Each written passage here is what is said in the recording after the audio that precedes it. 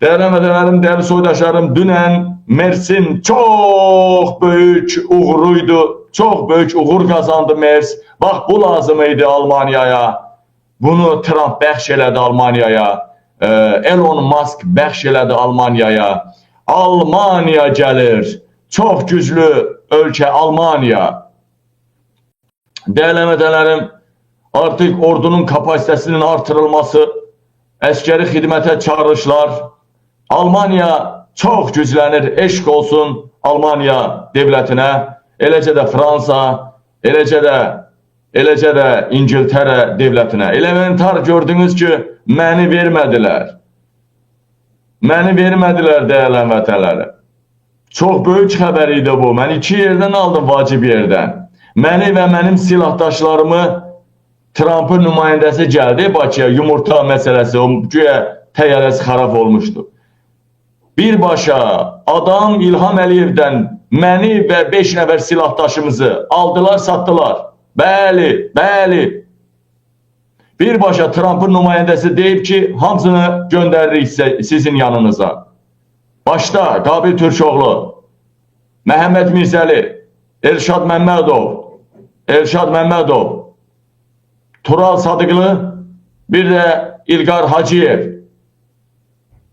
Bu adamları dərhal deport eləyəcək, Trump'a məruz eləyəcək və bunun əvəzində, baxın ha, bunun əvəzində İlham Əliyev sülhə qol çəkəcəkdi.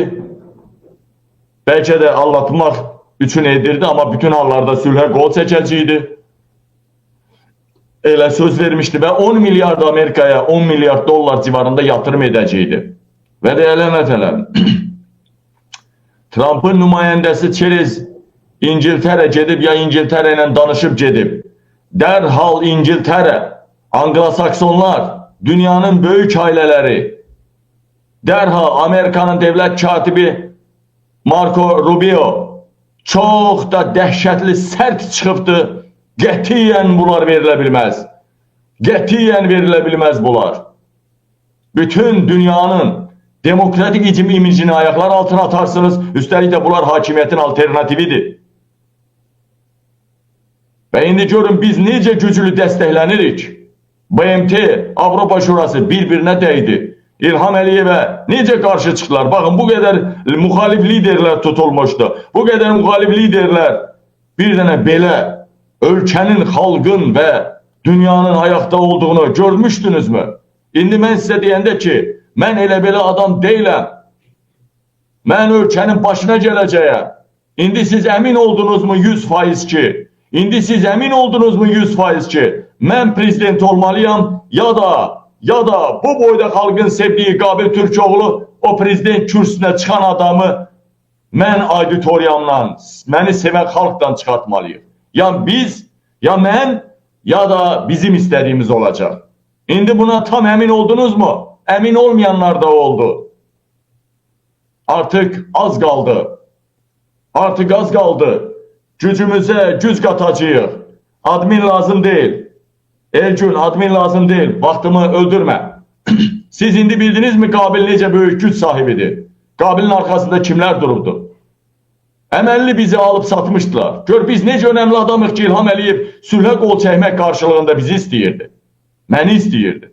Sonra gördülər alınmadı. Sonra gördülər sırası Viktor'du, nədir o Trump'ın nümayəndəsindən taburu alan kimi ki bizi Trump tapşırıq verəcək, bizə Əliyevə verəcəklər. Sırası gecə ilə yatmadılar, prokuratura Trivoga ilə gəldi. Hamısı qalan sənədlərdə yazdılar, pozdular və dəyərli əmədələrim elan elədilər bazar günü.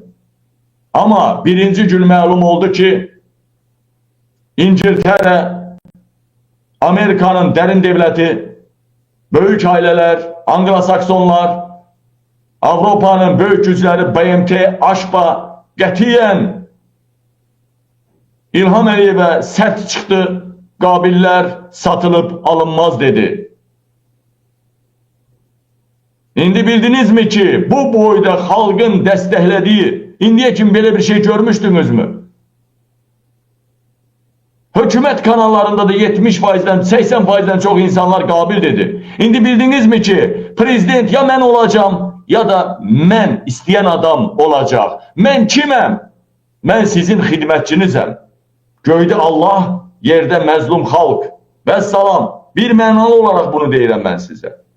İndi tam əmin oldunuz, eləmi? Ya mən prezident olacağım ya da mənim istədiyim adam. Mən xalqın səsiyəm.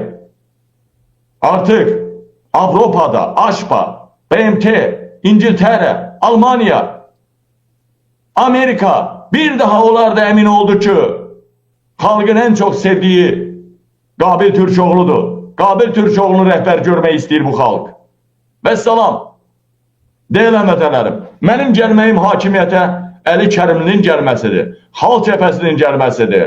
Qeyrətli oğul və qızlarımızın kim hansı pillədə durasıdsa o pilləyə də qaldıracağam. Bir adamın gözünün yaşına baxmaram. Mən məzlumların adamıyam. İndi isə İlham Əliyev bu qarışıqlıqdan istifadə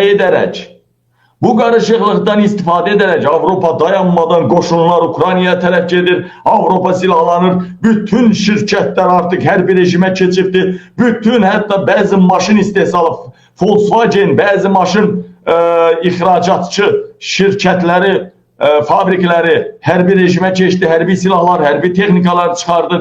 Yəni belə bir dönəmdə, belə bir vaxtda, belə bir hayküylü zamanda İlham Əliyev fürsətdən istifadə edərək xalqın başını qataraq Zəngəzura girmək istəyir. Dünənləri mən dedim, ay millət, hayıq olun, sayıq olun.